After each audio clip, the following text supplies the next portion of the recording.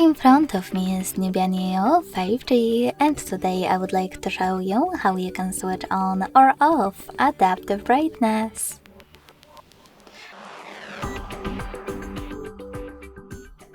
Begin by going into the app menu and tapping on this eye icon next to brightness slider.